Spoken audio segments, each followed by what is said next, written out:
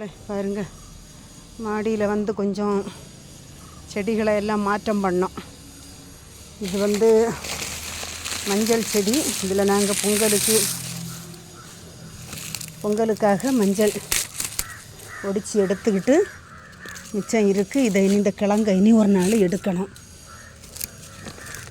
பாருங்க, அதில் நாங்கள் பிடுங்கி எடுத்ததுக்கு பிறகு அடுத்த தொழிலாட்டு மஞ்சள் துளில் வந்துருக்கு. நிறைய கிழங்கு இருக்குது, மஞ்சள் கிழங்கு.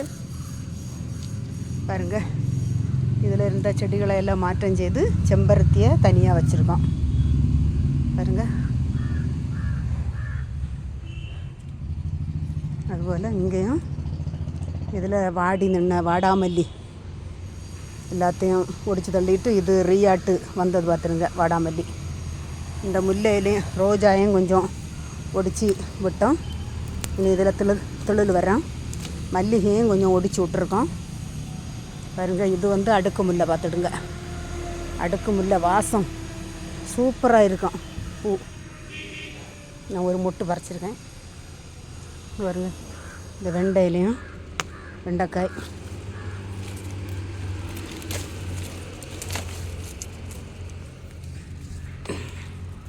எல்லாத்தையும் கொஞ்சம் மாற்றி இடங்களாக மாற்றி அமைச்சு வச்சாதான் செடிகள் பார்க்கறதுக்கு இல்லை, அழகாக வருவாங்க. அங்கே இருக்கிற இடத்துலே அவங்களுக்கு இருந்தால், மனுஷனுக்கு இருக்கிற இடத்துல இருந்தால் போர் அடிக்குமா, அதுபோல் இவங்களுக்கு இருக்கிற இடத்துல இருந்தால் போர் அடிக்கும். அதனால் அவங்களையும் கொஞ்சம் மாற்றி அமைச்சு இடங்களை எல்லாம் மாற்றி வச்சு பாருங்க. நிறைய கொம்பு கொடி. எங்கள் இடத்துல நல்ல வெயில். பார்த்துடுங்க, 2 நேரம் தண்ணி விட்டாலும் செடிகளெல்லாம் எப்படி காஞ்சி நிற்காங்க பாருங்க. விட்டியலாம், காஞ்சிட்டாங்க.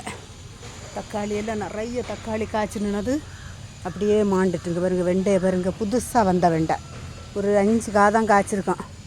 அதுக்கு முன்னாடி இந்த அளவுக்கு ஆகிட்டு பார்த்துடுங்க.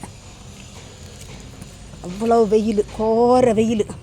இங்கே பாருங்க, எல்லாம் மாத கணக்கில் நிற்க செடிகளெல்லாம் அப்படியே வாடிச்சு.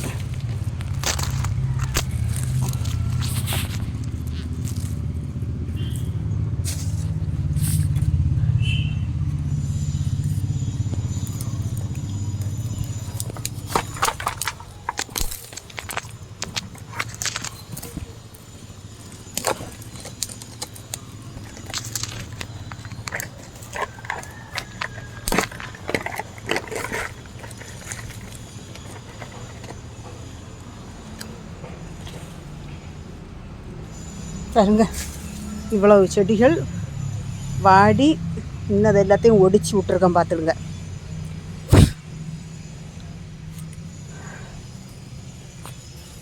வெயில்னா அப்படி ஒரு வெயில்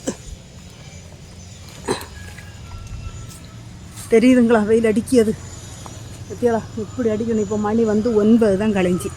9 மணிக்கு முன்னாடியே எவ்வளோ வெயிலுன்னு பார்த்தியாளா?